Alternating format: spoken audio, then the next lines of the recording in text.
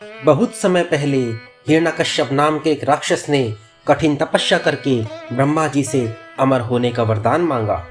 जब ब्रह्मा जी ने अमरता का वरदान देने से मना कर दिया तो उसने मांगा कि उसे संसार में रहने वाला कोई भी जीव जंतु, राक्षस, देवी देवता और मनुष्य मार ना पाए। साथ ही न वो दिन में मरे, न वो रात में मरे, न वो पृथ्वी पर, न आकाश में, न घर के अंदर, न बाहर, न अस्त्र से, न शस्त्र से किसी से भी उसकी मौत नहीं हो। हिरण्यकश्यप की तपस्या से ब्रह्मा जी खुश थे, लेकिन अमरता के एक वरदान के बदले उन्होंने ये सारे वरदान उसे दे दिए।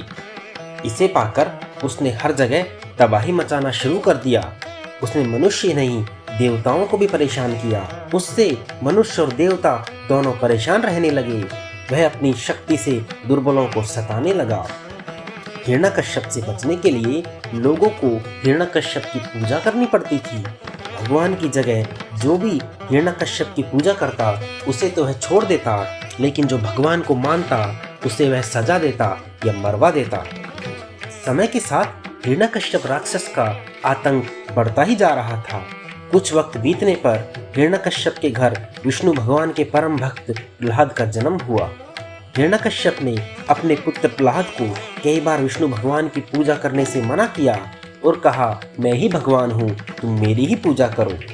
लेकिन उनका पुत्र प्रहलाद उनकी एक ना सुनता और सिर्फ भगवान विष्णु की भक्ति में लगा रहता। एक बार हिरण्यकश्यप की बात सुनकर प्रहलाद ने कहा, मेरे सिर्फ एक ही भगवान है और वो है विष्णु भगवान।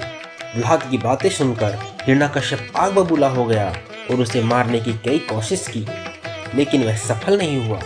भगवान विष्णु अपनी शक्ति से हर बार हिरण्यकश्यप के सारे प्रयास विफल कर देते थे। एक बार हिरण्यकश्यप के घर उसकी बहन होलिका आई थी। होलिका को यह वरदान था कि वह आग में कभी न जलेगी। हिरण्यकश्यप को अपने बेटे से परेशान देखकर बहन ने कहा, भैया मैं अपनी गोद में प्रहलाद को लेकर आग में बैठ जाऊंगी, जिससे वह जल जाएगा और आपकी सारी परेशानी खत्म हो जाएगी। हिरण्यकश्यप ने इस योजना के लिए हाँ कर दी। उसके बाद होलिका ने गोद में प्रहलाद को बैठाकर आग पर बैठ गई।